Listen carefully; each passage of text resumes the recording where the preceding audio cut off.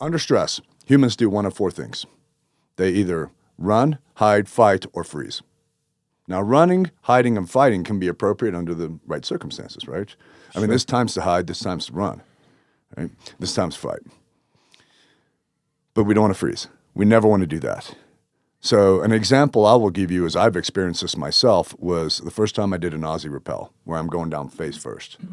Backing down, rappelling is not too bad for me. But going down face first, where you're walking down a tower, the first time I got to that edge and I got my tiptoes over the edge, I'm like, oh, fuck.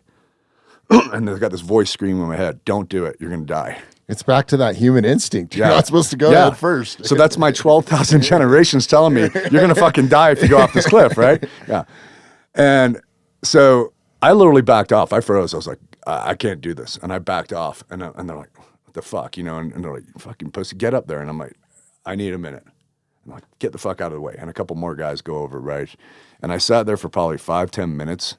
And finally I go, fuck this, I can do it, you know? And I was really slow going over, and basically you got the rope to your chest instead of behind, and you kind of like thump your chest as you're letting out the rope rather than behind you where you're letting it out, right? And I went down and finally got to the bottom, and I felt so proud of myself. So I go up. Second time, a little bit easier.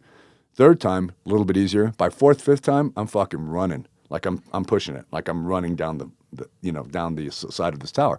It was a concrete brick wall tower. So, I mean, if you look at that as an example, it's a training thing. And if you've never put yourself in that position before, therein lies the problem.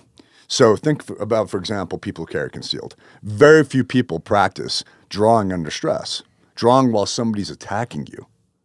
Right. Now, if we look at the stats, and this is from FBI, and I get it, stats can be manipulated, and the FBI has lost a lot of credibility over the last couple of years in my eyes.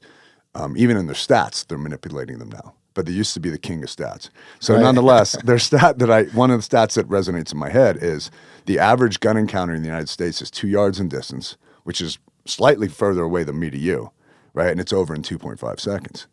So that being said, I don't think you're going to have a whole lot of time. And you're probably drawing as somebody's attacking you, like they're really hitting you in the face or shooting at you or stabbing you, hitting you with a stick, something like that, right?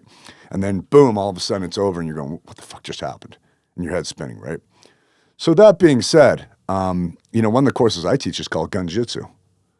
And basically it's with training guns, not real guns, but we're attacking each other while we're trying to draw. So and we start off slow. Yeah, it's like combatives, but we start off really slow. We learn the techniques and then we pick up the pace a little bit. It's not like we're going in there just beating the hell out of each other. We're actually learning techniques. So I have them draw from all these contorted positions, like on their back, in a headlock, in a guillotine choke, in a bear hug. So they have to actually go through the process. And some of it, there's not a lot of technique to it. There is a little bit of technique, but no lot. Like the first one is always block the choke. Tuck your chin, get your chin in there so you're not getting choked. Right? Yeah. Then with the other hand, you can go for your weapon. For example, if you're in a guillotine choke and your body's collapsed, you're going to have to at least raise one knee so you can get to your weapon, right? Right. So there's a little bit of technique, but it's mostly just the experience factor. And I don't want my students to be in that position in real life for the first time. Now, if they've done it in training with some resistance, now they can have some confidence and some awareness, and they're not going to freeze. Yeah. That's how you get past that freeze. Yeah. Ton of sense. I mean,